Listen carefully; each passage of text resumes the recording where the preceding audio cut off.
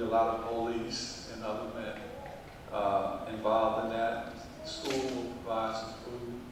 We will have the stage. We will be working with a lot of kids, and we think it's going to be the beginning of something really needed. Thank you. Reverend Taylor? Reverend Brown? I'm going to do it again. Okay, Reverend Brown. Quality of life issue. And Address, so yes. what I would address, of course, is crime. And being having a church on South 2nd Street in the 4th Ward, I'm quite acquainted with crime. Matter of fact, a lot of the young men who were killed in Plainfield as a result of gang violence, their funeral and counseling has been at Ruth Fellowship Ministries for free because they oftentimes didn't have any insurance. But we talk about crime. One of the things that's going to stop crime in our community is employment. Young people need jobs. And one of the things that I would do if elected as on the council is to try to create a youth center. We used to have a very good youth center here in Plainfield.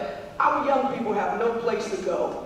They're on the streets. They don't have activities. We used to have a program where I was the coordinator called the Safe Haven Program, where young people could come after school, get dinner, snacks, work on their homework, things like that. This city had an opportunity to get the Plainfield Armory, which was going to be leased for $1 a year. The Plainfield Armory could have been a wonderful youth facility for young people. There's a gym in there, there's classrooms, there's various things.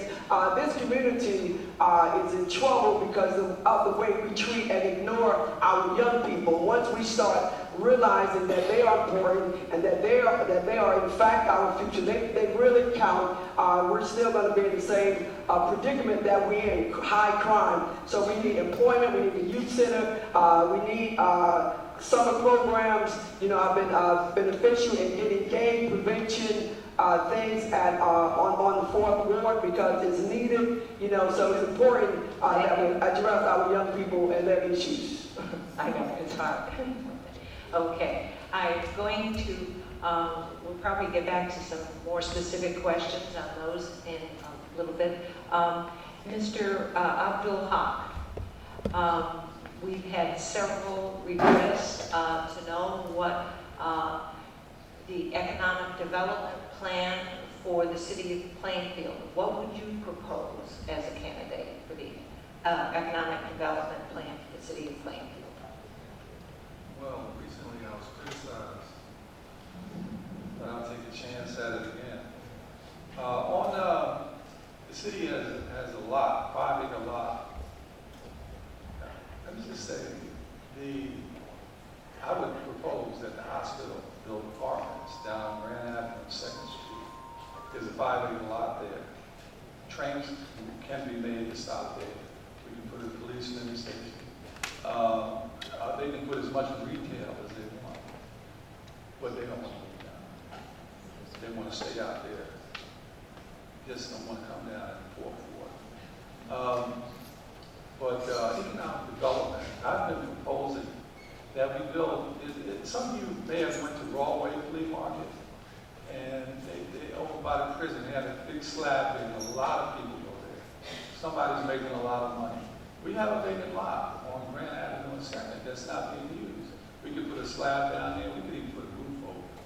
We could put a police mini station, we could have the train stop there. We could put even solar panels on there. We can begin to bring about a process that helps people develop jobs. Jobs lead to business. Some people go in the garage, and when they come out, they end up being billionaires. So we have things in Plainfield that hasn't been developed, and that's something that can be developed. Reverend Brown, what would your economic redevelopment plan be for Plainfield? Creating green jobs, soliciting businesses to come to our community, where our taxes can go down because of viable businesses that can come. Again, outsourcing jobs to other communities, and also again, basically soliciting businesses to come into Plainfield. Plainfield was once a town where we had wonderful department stores and wonderful businesses. We need to do that again, and I think that that would be one of the things that would really promote economic development in our community. Thank you. Ms. Taylor? Certainly. My role is legislative. I'm not supposed to go to City Hall and do the job for them, but my job will be for oversight. Where's the marketing plan? We say we want people, businesses to come to Plainfield. They're not going to come there just because we wish it to happen.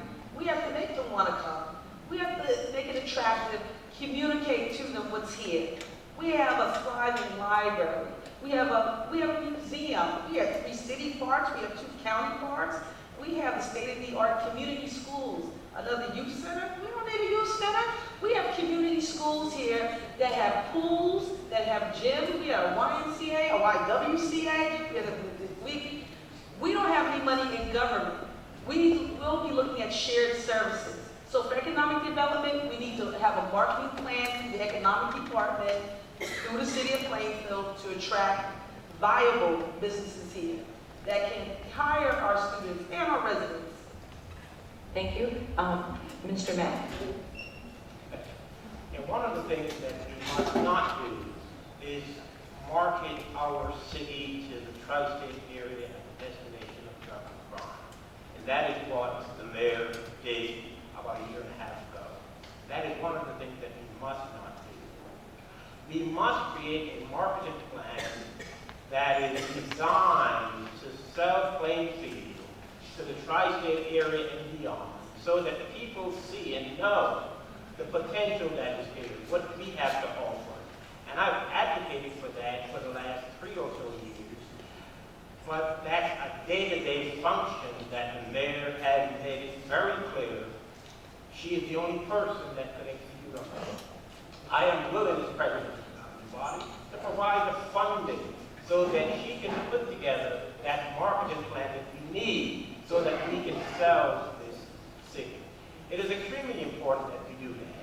But the notion that we would have a flea market is so outdated, and if that is my third ward opponent's notion of economic development, then he is sadly mistaken. And if he is using making money as the barometer by which to measure economic development, people who sell drugs make a lot of money, but that's not economic development. A flea market is not economic development. We need to be in the present age and be futuristic as opposed to looking back. Thank you. You can, for 30 seconds, yes, you may. I just wanted to say, place I really like to go. Oh, I'm sorry. There's a place I really like to go. It's called Whole Food. It's a supermarket. Some of the finest foods. And I just found out, I didn't know the day that was once a flea market. I mean, everything's, whether it's a widget or whatever, things start from almost nothing sometimes, and they become huge corporations, so. Thank you. Okay. I'm going to start with you then, Mr. Mapp, on this, and we have a lot of cards that in effect are asking how, what's your plan and your respective plan to unify the city council with the mayor and your plan to improve Plainfield's economics via working with the mayor. So would you please continue on that subject? I'm glad that question was asked. There is this notion that we, or some of us in the governing body, have not been working with the mayor, and nothing can be further from the truth. Since 2009 through 2012, there were 1,604 resolutions that were introduced primarily by the administration, of which 1,535 were adopted by almost unanimous consent of the council. That's 96%. I think that speaks to how well we have worked in the corporation that we have given to the mayor. And so we cooperate with the mayor 96% of the time. The rest of the time that we're not cooperating or that we're perceived to be fighting, yes, we're fighting with the mayor whenever she tries to beat the parents and the kids of the Queen City baseball league overhead and prevent them from having equal access to our fields.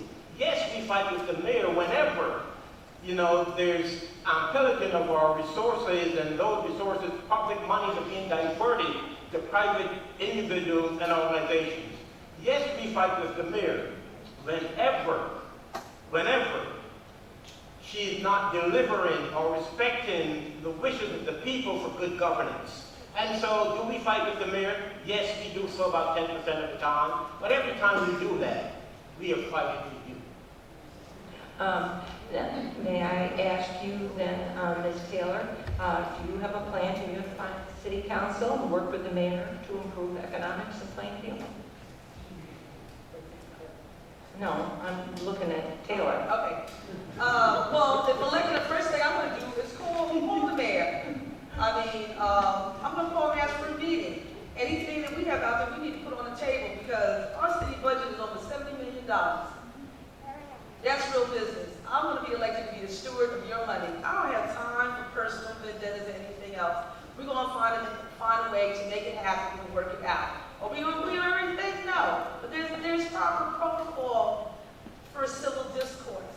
We don't have to always agree, but certainly there should be a venue for us all to have an intelligent conversation about our differences.